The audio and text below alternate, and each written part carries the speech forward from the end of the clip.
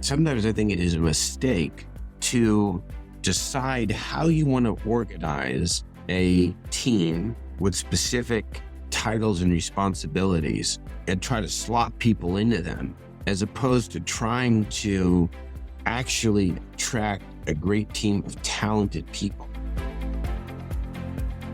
Hi, I'm Nick Warner. As a dad, a lucky husband, and as a business coach, I value people and relationships above all else. But next is winning, sustainability, and healthy culture. I've been a business owner for 25 years and served for decades as a special advisor to business and government leaders at all levels. Let's just say I've seen some stuff. My passion and my expertise are helping motivated professionals and businesses find the highest level confluence of what they want in life and business. This is what it feels like to be together at the top.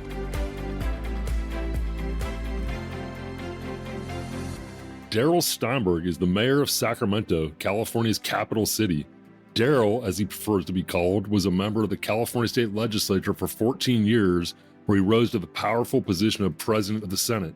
Mayor Steinberg is a bit of a rarity in big-time politics these days, in that he's not a flamethrower. But Darrell has at least as many harsh critics as he does loyal admirers. As a Democrat leader, he champions mental health awareness, solutions to homelessness, police reform, and civil rights. But it's often those same groups that bash him. As a former top California lobbyist, I've known Darrell professionally for 25 years as a city council member, assembly member, the Senate leader, and now as mayor of Sacramento. He and I have been in many pitched legislative battles and have had some pretty serious disagreements over the years. Some of them lasted for years, but through those battles, I've observed unique leadership traits and learned quite a few things. Mayor Steinberg, Darrell, it's an honor to have you on. Where are you right now? And say hello to the people of Together at the Top. Hey, I'm honored to be with you, Nick. I've really been looking forward to this. I'm here at the Resolute desk at Sacramento City Hall, here in the mayor's office. And the wonders of technology, we get to have this conversation. Yeah, I appreciate that. Last time I was in your office, I didn't expect to tell this, but just because of where you said you were, you and I were meeting over a cup of coffee and you brought me back to your office. I cannot believe how long you talked to the support staff that were there, the people picking up the trash, like all the people that were working in that building knew you by first name. And you must have spent half hour talking to the people before you went up to your office, and it made an indelible impression on me. I was really impressed by the way they responded to you and you to them. Well, I guess we're going to get into, all this in terms of philosophies and styles, but maybe it's a good way to start. It's really not unduly humble or falsely humble for me to say, I don't see myself as that important. I see the roles and the jobs that I have as very, very important. But it's always important to remember the difference, because these jobs of leadership are by definition temporary, and we're just people, and we're not better than anybody. We just have different set of responsibilities. And to always remember that is very important. If for no other reason, when you no longer have the title, you want people to return your phone calls. And it's also just the right thing to do. Like I said, fairly unique in American big city politics. So as you know, this is a show about lessons in leadership, not about politics, but government leadership, and your particular leadership insights into the public sector are very much of interest to our growing throngs of listeners. So let's go backward before we go forward. Let's talk about some of your early years. Just to set it up, you went to UCLA undergrad, UC Davis Law School here in Northern California, and worked your way up through the labor union ranks as a mediator and labor law attorney. It's impressive, but not totally unusual or unique. When did you know you had something different and on a next level fire in your belly, and what lit that fire early on? I had my first spark about your own power, and I mean power in a positive sense, your ability to make a difference on behalf of people. When I was a third-year law student at UC Davis, I was a tutor for a couple of students who had severe physical disabilities. They were quadriplegic, and the law school, which was progressive in some ways around disability rights, was not in other ways. They did not have accessibility to the moot courtroom in the law school that enabled those of us who were able-bodied to be able to do our trial practice before, a judge in a jury box for the students in wheelchairs. They had to go downstairs to a small classroom without the same genuine experience I had. So my two friends and I decided to make a an issue out of the lack of accessibility, the lack of a lift. And the dean of the law school told me and told us that he would work on it. And I learned early the importance of persisting because we kept going back. And he said he's trying to get the money. And after several months, we got impatient and we went to the associate chancellor for the entire university in charge of facilities and said, well, when can the law school get the money for the lift? And the associate chancellor looked at me and said, I don't know why you're asking me that. We offered the law school the money months ago. They turned it down. They did not want to ruin the aesthetic look of the courtroom. I said, did they put that in writing? He said, yes. I said, well, would you mind if I got a copy of their correspondence to you? And he said, it's a public record. Sure.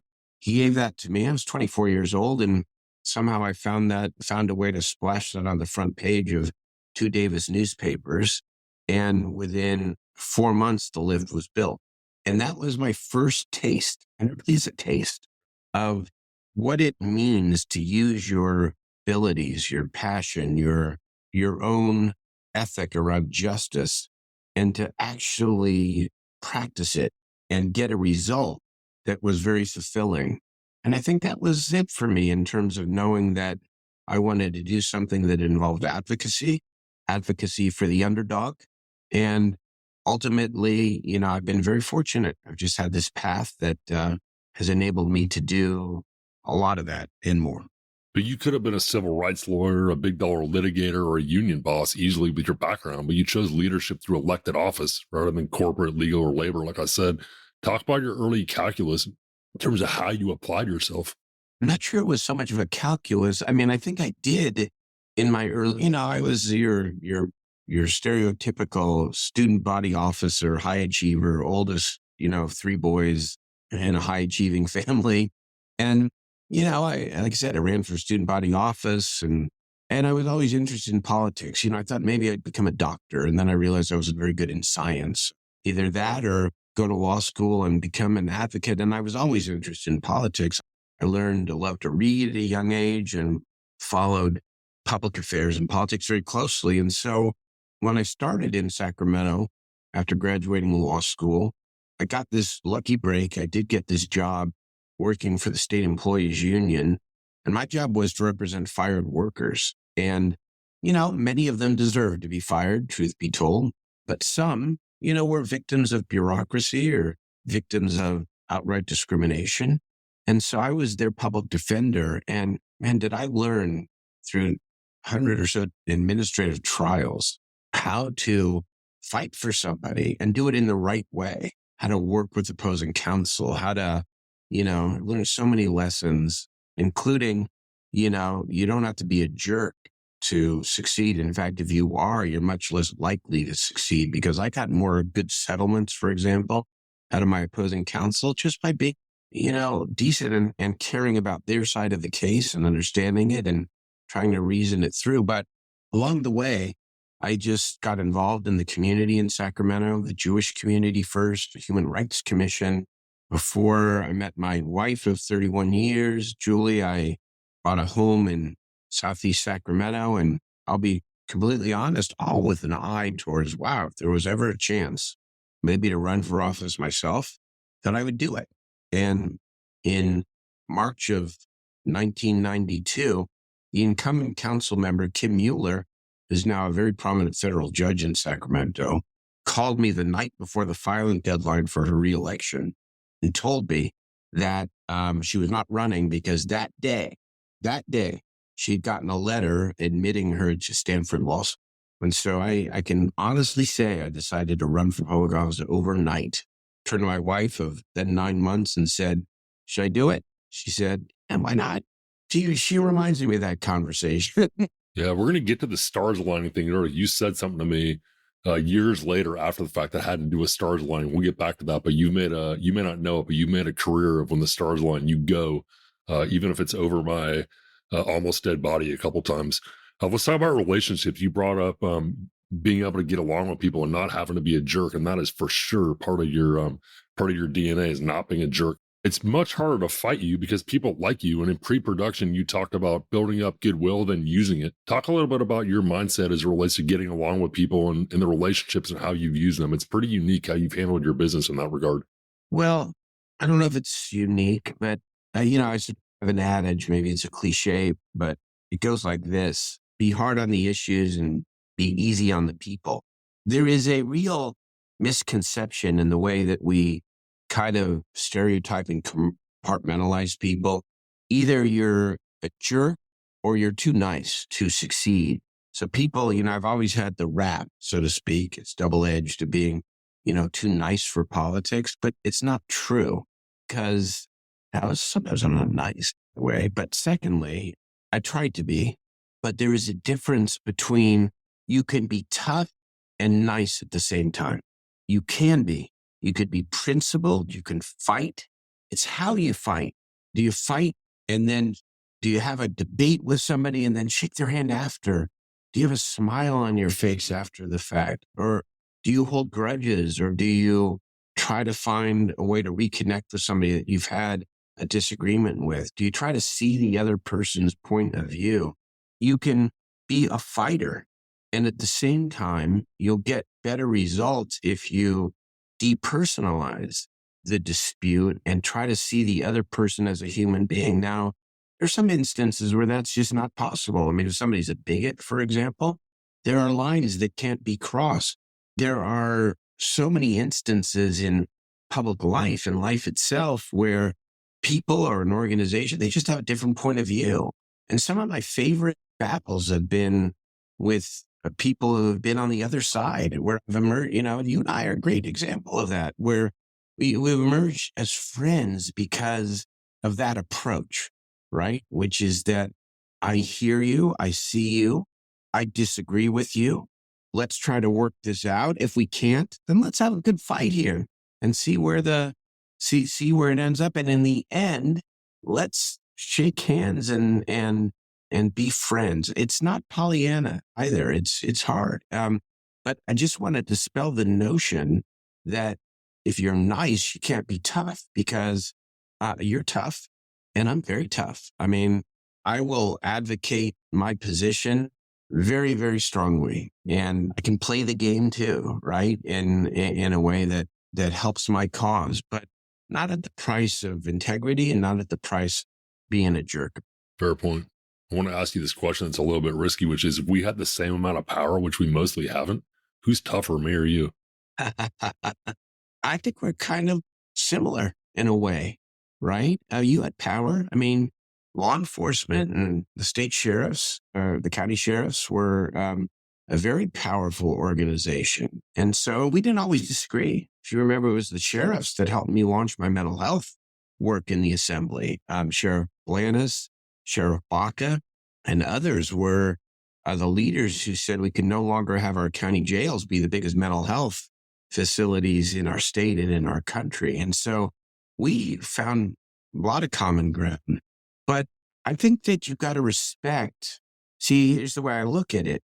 I would never view you as having less power than me. I never would. I mean, that's my mindset going into the conversation, because that would be arrogance on my part.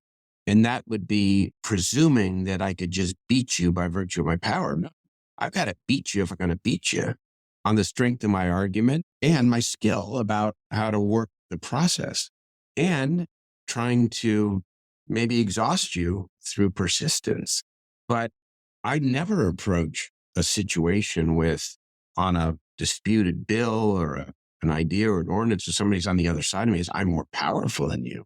No way. That's interesting, because a lot of this, again, is about a business podcast, and you could have been the CEO. I mean, you were chair of the board, you happen to be Senate Pro Tem, but it's interesting. And I had those same thoughts when we were matched up.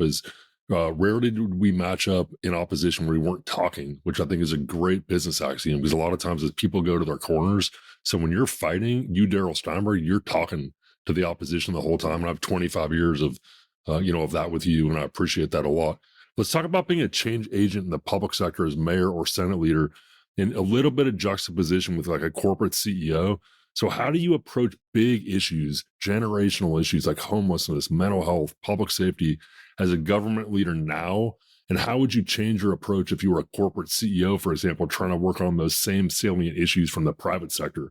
So I'm torn between two philosophies. And I think depending upon the culture of your corporation or your governmental entity, I would recommend one strategy versus the other. So let me explain what I mean. When I was in the legislature, my belief was that you put out a big, far reaching idea and you use that idea as the foundation, the fulcrum of the discussion and the debate that you want to have with your adversaries, with the legislature, with the governor, with your supporters.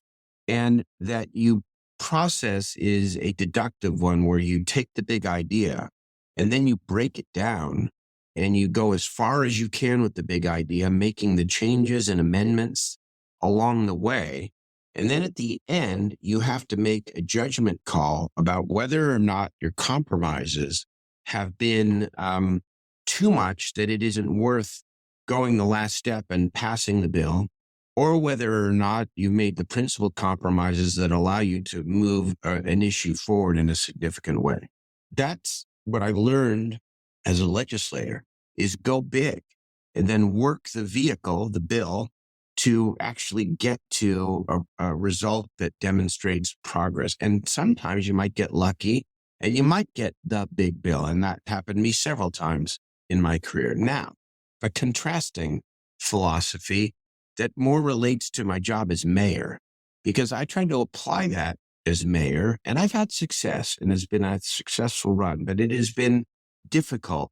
I think by putting out the big idea that we could move the needle on homelessness, for example, not fully acknowledging that I did not have the power, for example, to make the county do what they weren't going to do in terms of mental health and substance abuse services, not having the executive authority under the Sacramento City system of government where I don't have executive authority. I think that given what I know now as mayor, I might not have set out such a big vision on homelessness. I might have modulated the expectations from the very, very beginning and then overachieved.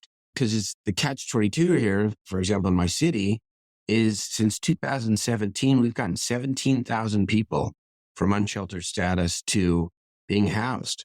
When I started as mayor, we had less than 1,100 shelter beds every night. We now have less than 100. We now have 1,100 a night. As I say, we should be having a parade to celebrate that success. But there's no parade to be had because the problem has grown worse and where people have become homeless. And so I think that how one becomes a change agent depends upon the context in which you are working, your organizational ability to move. Because in the legislature, you put out a big, hairy bill, a big vision bill, and you get 20% of it. Well, man, you're a winner because you've moved 20% towards the solution of the problem.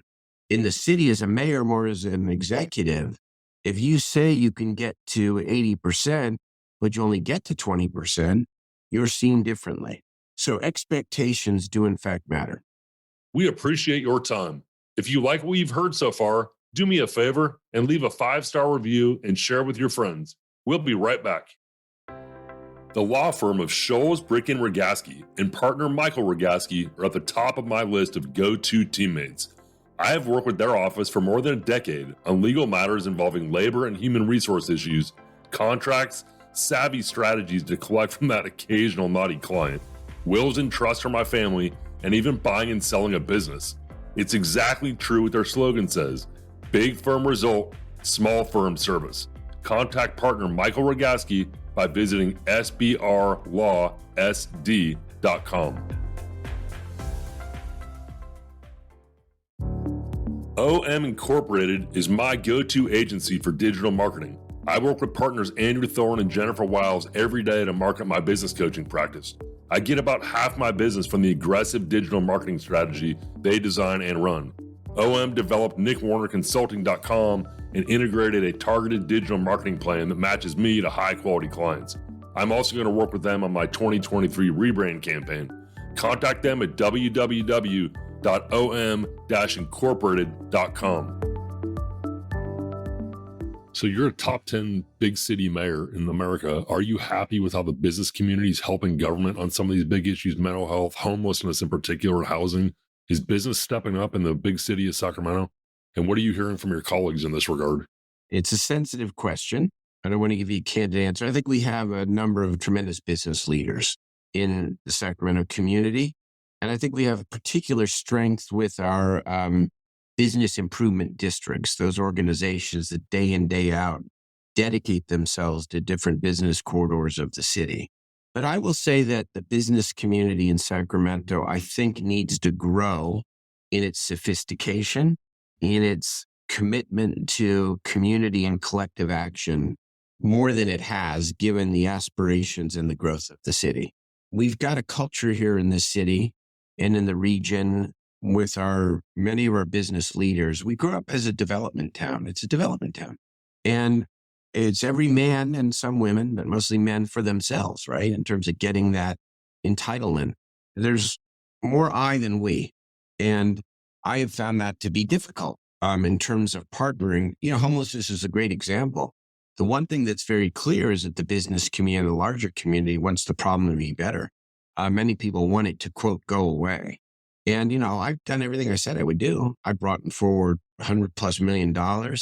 I brought forward a siting plan. I've fought for a partnership agreement with the county of Sacramento. The business community has pushed and cajoled in some ways that have been helpful. But by and large, what I always say is, don't think that frustration, and even rightful frustration, is a substitute for thought leadership. And I could say the same thing about, the left as well, especially in this, era of social media and all that we're dealing with. Anger is appropriate. Anger about injustice is necessary. Anger can fuel change, but anger alone without strategy, without a willingness to really stick with it and to see the other side, is not going to lead to effective action or the change that people want to see. And in Sacramento, I think we still have some growing up to do when it comes, including the business community, when it comes to substituting strategic thought leadership, or at least adding it to the anger and propelling the kind of change that everyone wants to see. Yeah, really interesting for sure. Let's switch gears a little bit. I'm not sure if this is different from your role as mayor. Your role is really involved mediator, but you have really been involved in some of the stickiest disputes in the state of California, which, as the fourth largest economy in the world, means are some of the biggest disputes, non-military disputes probably in the country, if not the world. Most executives, be it in public or private sector, play a day-to-day role in mediating disputes, priorities, budgets, labor contracts. But other than sticky foreign policy matters, I mentioned, you've been the lead mediator on some really big disputes. Most recently, University of California faculty versus the Teamsters labor union. It was an awful strike that really hurt a lot of the students. UAW, the United Auto Workers, the graduate students, yes. Thank you. And it really, I'm a parent of 2 college-age daughters, so it really impacted me in terms of the negative impact it had on students. And then another really big one, National Healthcare Workers versus Kaiser Permanente. What's your approach to edgy and high-stakes mediation? First of all, I do a little moonlighting.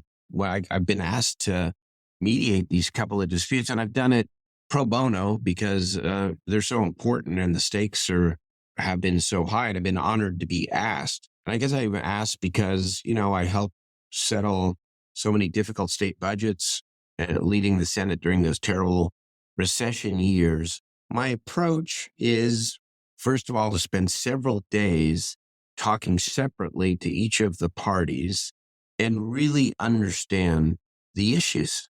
And to, essentially, it's not quite as simple as having a top 5 or top 10 list from each side in terms of what they want and need out of the mediation and eventual settlement. But it's close to that because it's listening and then developing in my own mind a series of potential trade-offs and scenarios, right? Taking the top 5 or 10 issues on each side and then bringing them together physically for a very temporary period of time and then separating them into different rooms and literally spending days testing these trade-offs That's really what it is. Testing the trade-offs and seeing where you begin to get some momentum around what the potential trade-offs are.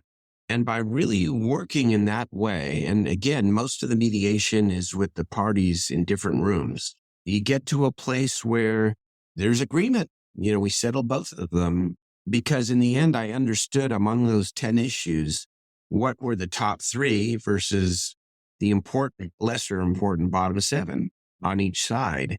And so, and in every mediation, you have to show a different side of your personality as a mediator. The first couple of days are calm, cool, and collected. Then you get into the intense phase of the back and forth. And then you get to the third phase, which is there's an absolute impasse. And you've got to show a different side of your personality where you get mad. I'm not always the nice guy.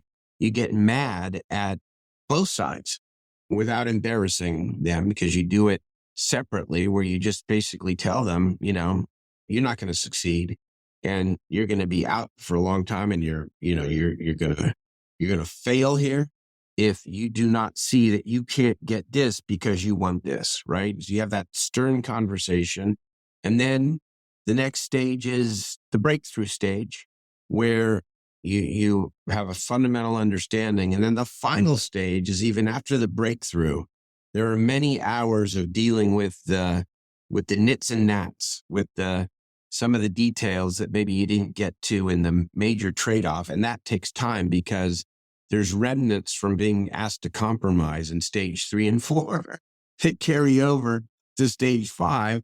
And so you have to stick with it until those lesser things are worked out as well. And in the end, you can get there. I mean, look, with rare exceptions, maybe the Middle East, when you look at labor negotiation or negotiating, in the end, there is a resolution.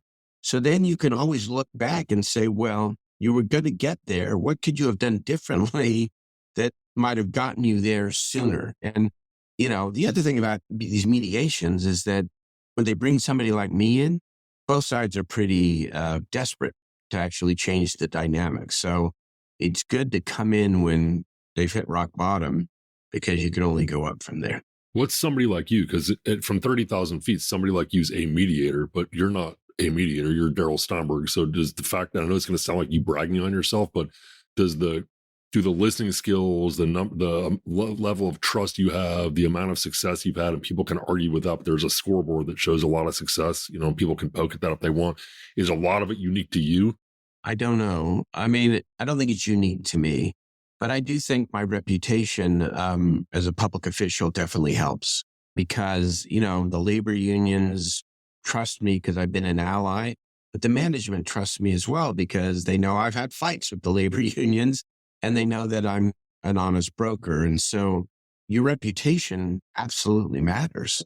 Otherwise, they wouldn't ask you to come in and do it in the first place. Yeah, I think that's what I was poking at, your experience in that regard. So these are hard things you're involved in. They take you into really tense situations. If you're anything like me, they affect you when you walk in the door at home.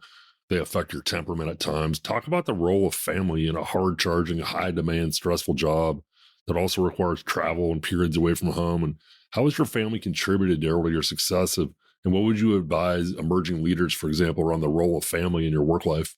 Well, I mean, I always say to a younger person, mostly younger people who are considering running for public office, what does your partner, spouse, husband, wife say? Because it had better be a family decision because these jobs are hard and it is a choice. And it's not just an individual choice, it's a family choice.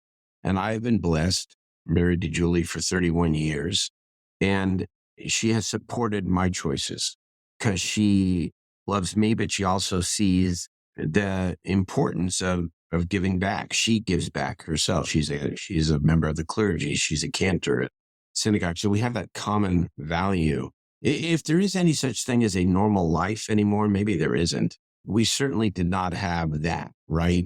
Very few times where the four of us, my two kids are now grown, would have dinner together during the week. I mean, probably could count on like one hand the number of times that we would sit down to dinner, sometimes on the weekends.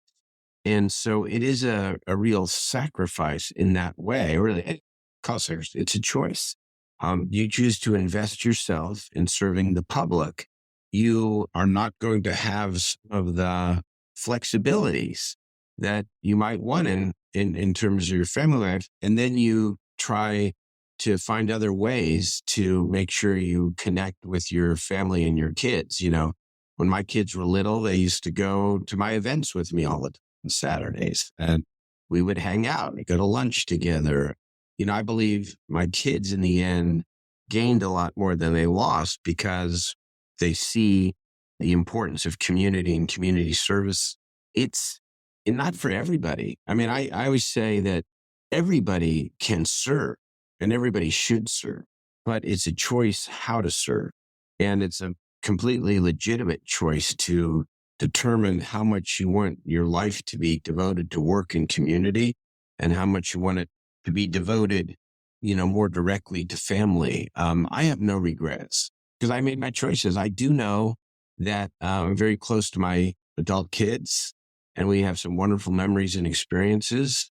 I wish I had a few more, but I made choices and they're good choices. Yeah, decisions have consequences, good and bad. Let's talk about some of the criticism. In a 2018 article titled The Audacity of a Mayor Steinberg, written by Black Lives Matter Sacramento after the death of Brandon Smith, the author writes, quote, "This is not pretty. I can smell bullshit from 100 miles away. He isn't even a good actor. He sat in his chair like he always does, being taught like we always do, and sitting in faux agreement with us." And then right behind that, Darrell, right behind that, same issues, different group, in the praise category in a public endorsement of your mayoral campaign in 2020, a local activist group said, quote, "As a community leader and as a public official, Steinberg has built a long record of leadership on issues such as marriage equality, HIV/AIDS prevention, LGBTQ student protections, landmark anti-workplace, and housing discrimination laws and anti-hate crime efforts. Darrell Steinberg has been with us from the beginning of his public service career. We never really needed to lobby him or persuade him because he came to public office understanding this country has a history deny equal rights at one time or another." And he goes on from there. One group says you are the worst. One group says you are the best. How do you handle that? First of all, it would be a lie to say that hard criticism does not get inside you because it does. And if you're a feeling person, if you care, then when people say harsh things about you, it affects you. However, I think that you realize that over time, if you're going to stay in this field, that you have to put criticism and praise into perspective. You can't get too high or too low, and recognize that it comes with the territory, especially being a mayor of a big city, even more than being a legislator, because people really, I think, project their hopes, their frustrations, their happiness, their unhappiness onto their mayor, their governor, and their president. Those, I think, are the three categories. Senator, very important job. State senator and U.S. senator, not quite as much. I have gained a much thicker skin over the years out of necessity. I tell this story that I remember when I was in my second year as a city council member, age 33, and the newspaper, the Bee, wrote a profile of then Mayor Cerna and all the new city council members. And mine was a little 5-paragraph little box, right? And they wrote 4.5 paragraphs of glowing things about me. Hardworking, smart, cares about the issues, blah, blah. And then the last paragraph, some of his colleagues say he talks too much from the dais. I read that and remember, it was my first year in. I swear to God, I was like shattered. I did not talk from the dais for 2 months after that. I mean, I was so embarrassed. Fast forward, my tenure in the legislature, pro tem, budgets, everybody mad. Don't cut this, don't cut that. They're raising taxes. Now as mayor, people write really nasty things about me. And I think things that are just plain unfair. If I'm upset now, I may be upset for 20 minutes and then I let it go and I move on and try to take in the parts of the criticism that, might make me better. But at the same time, dismiss that which is motivated by meanness and go on. So I think it's been an evolution. I'm no longer the 33-year-old young guy with bushy hair who, was sort of ambitious and trying to get to the legislature and feeling like my identity was completely subsumed in what other people thought of me. I've grown as a human being in terms of seeing the ups and downs and the fact that I'm so much more than what anybody says about me, either negative or positive. Which is one of the reasons I've been so intrigued by you personally and our friendship. And I forgot for a minute that we're on a national podcast because I've been taking notes as if I'm in a coaching session and you're the coach. I really like what you just said about stomaching criticism and putting praise in its proper category as well. Let's switch gears in a little bit of time we have left here. I want to talk about public sector team building.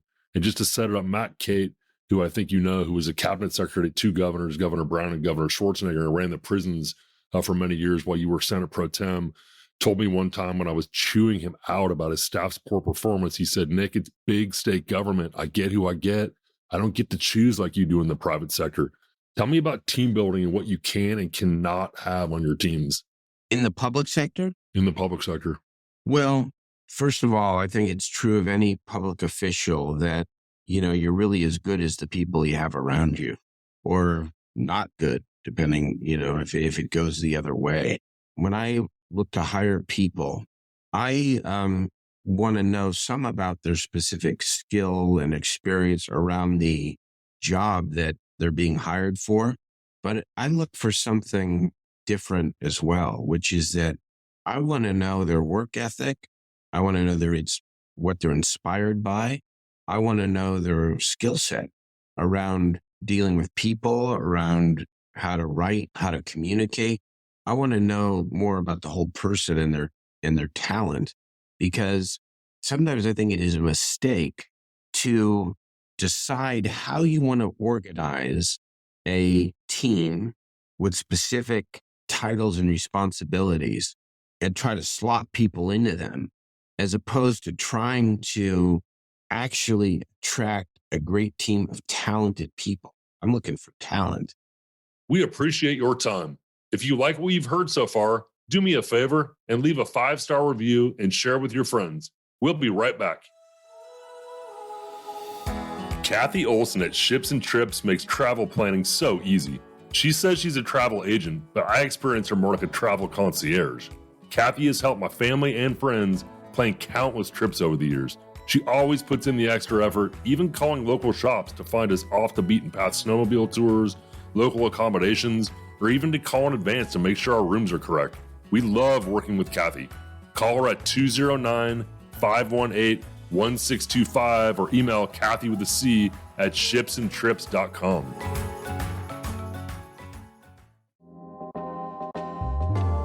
The video Three Bridges Consulting produced for nickwarnerconsulting.com has increased my sales and the quality of the leads I get.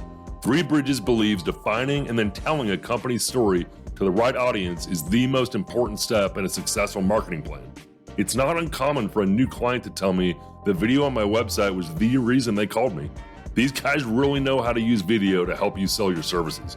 Contact Dennis Williams or Sean Springman by visiting www.threebridgesconsulting.co. You've taught and revealed some things to me on this podcast, but also in the 25 years I've known you, not all of which I like, but all of which are really important and stuck with me.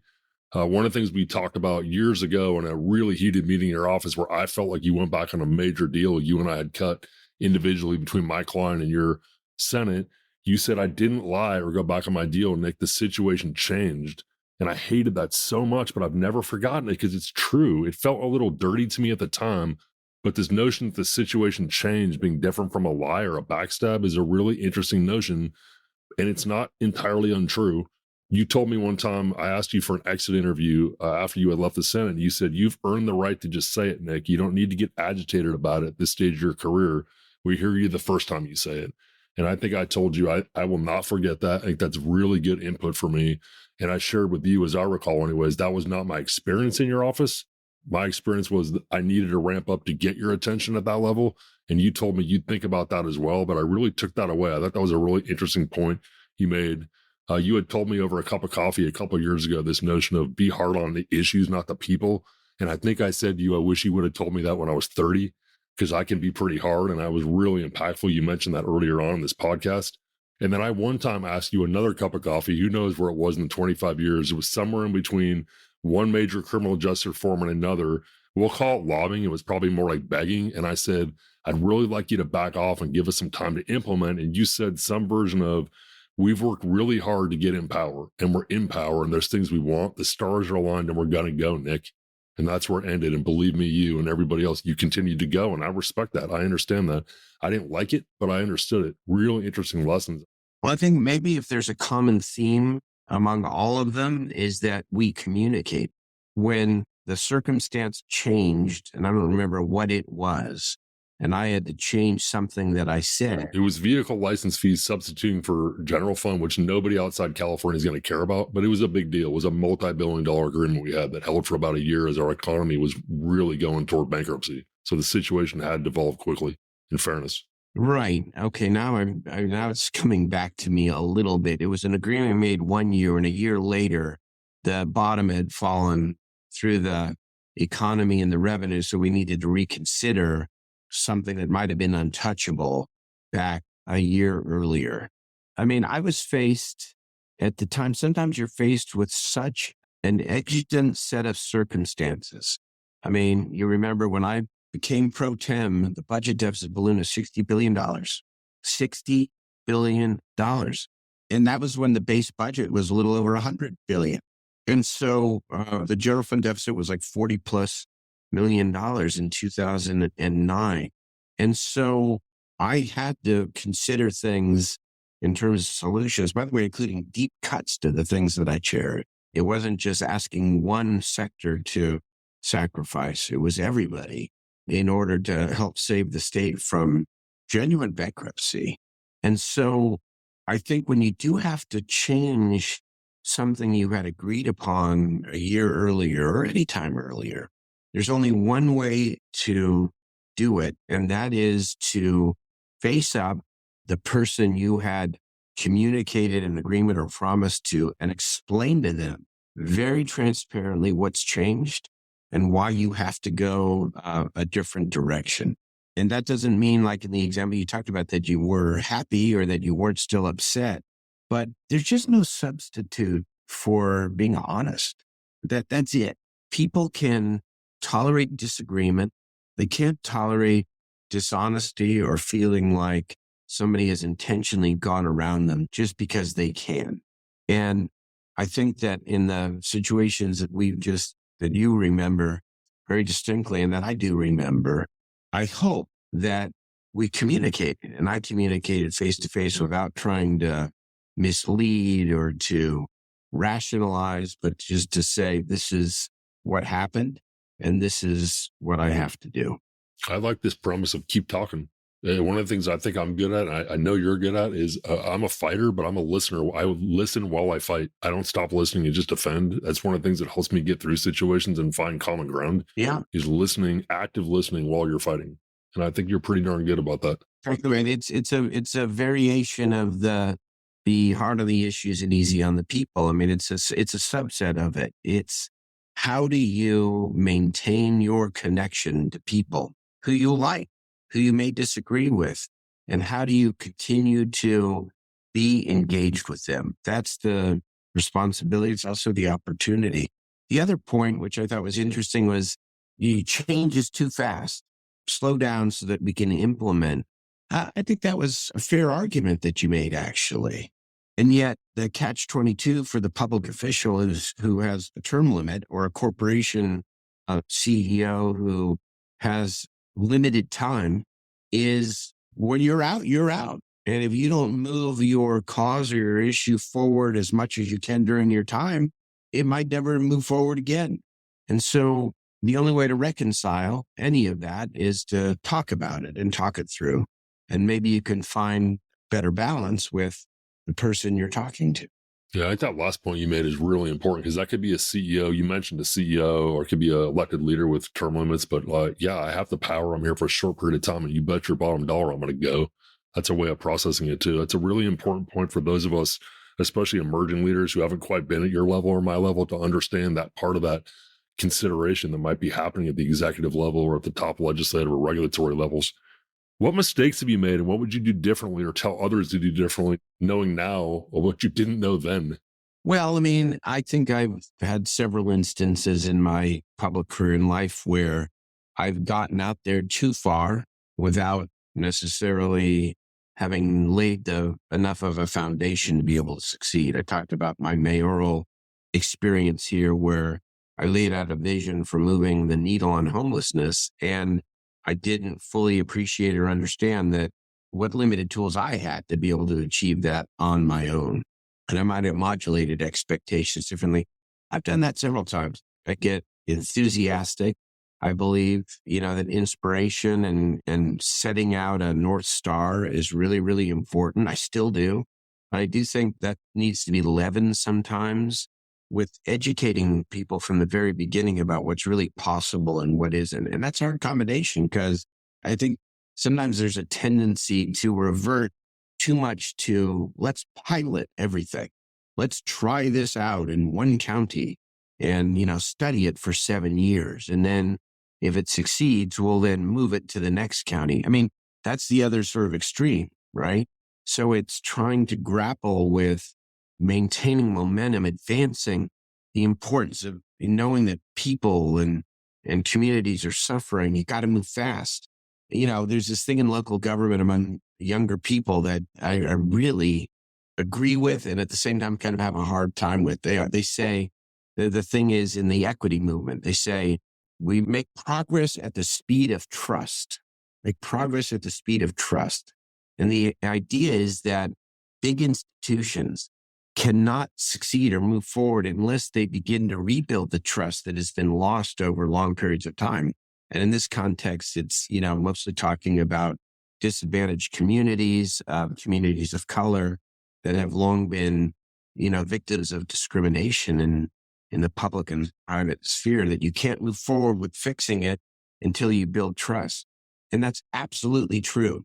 And yet part of me chafes, and I express this publicly because the idea that, Martin Luther King letter from the Birmingham jail, time itself is neutral. It can be used to set you back as much as it can be used to bring you forward. And if you aren't using your time to actually deliver real, tangible results for the people, for the cause, then more people are hurting than need to. And both of the things that I just said, I think are true. And it's how do you reconcile them in a way that you build trust and at the same time, you don't settle for mediocre progress. Yeah, really good. This is my favorite part of the show down the stretch where I get to summarize. I'm the business coach, and I don't know if you're putting me out of business, but I'm 4 pages, single space of notes into smart things you said. And I want to just summarize a few of them as we finish up with this fantastic interview, because of you, not because of me, by the way. You're the fantastic part. I'm just the facilitator. I like early on you said, get involved. And I know it's really rudimentary to say that, but the root of your entry into this thing you're doing is you decided to get involved through an HOA, through a labor union, through the law school. And I would tell anybody, whether they're an emerging leader, just starting their career, if something piques your attention, get involved, try something out. You could have just as easily not liked it. And that's happened a lot. Several of the people we've interviewed on this show across all kinds of sectors were doctor to movie producer, were like construction person to lawyer, like all kinds of different paths. Yours happened to be more linear, but it started with you getting an itch and getting involved. And I think it's, again, rudimentary, but important for people to remember. Be hard on the issues is the third time it's come up, but I don't think there's a whole lot more important issue that comes out is be hard on the issues and not the people. I wish we could have more of that in American politics, trying to see other people's point of view. Some of this sounds like psychology 101 and nice guy stuff, but it's worked and it will work. And I like it. Take the big ideas and breaking them down into component pieces is a really interesting part of big leadership, which is what you've been involved in, big city, big state. But that also translates to corporate, and it doesn't have to be the CEO. It's a really interesting thing to ponder. Do you go big and work backward from there? Do you go big and break it down in component pieces? You gave us several different ways to think about it. It's not one way. It's actually several different ways to think about it. Being a change agent is dramatically impacted, I think, by the governance structure you're in. Strong mayor, weak mayor. I don't mean weak mayor personally. I mean the governance structure, what the government code calls for. When you're a strong CEO and the board is functionary, for example, you can go. When the board is in your business, you can't go as fast. So it impacts the rollout, how you talk about things. You can get way out over your skis proposing it wrong. But this notion, again, of being a change agent is impacted by the surroundings and mechanics around you, I think is really important. And I think it's one of the lessons you've learned is that I'm processing it. Absolutely. This notion, I know it's Sacramento specific, but I bet it applies to other big cities around the country. The business community needs to grow in their sophistication of supporting government. I'm not in a position to say whether it's true or not, but I think it's a really interesting observation.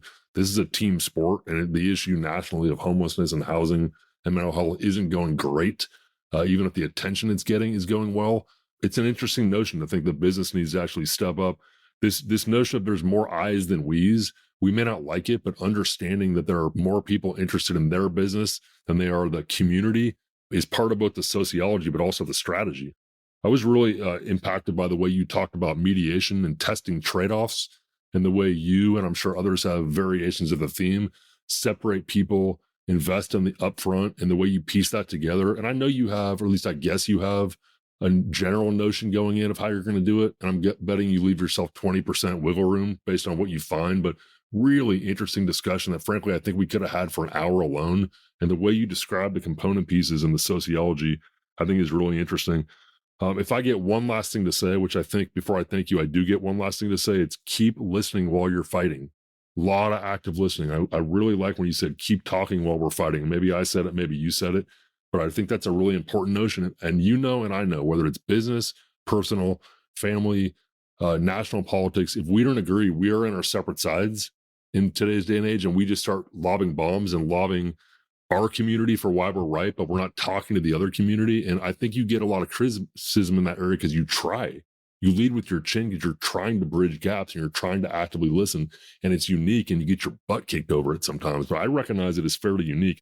Any closing thoughts from you or anything you're particularly excited about before we let you get back to the business of running one of the biggest cities in America? No, I just really enjoyed the conversation a lot, Nick. And it's also reminds me, we keep talking about 25 years, the importance of being in it, whatever the it is for you for the long haul.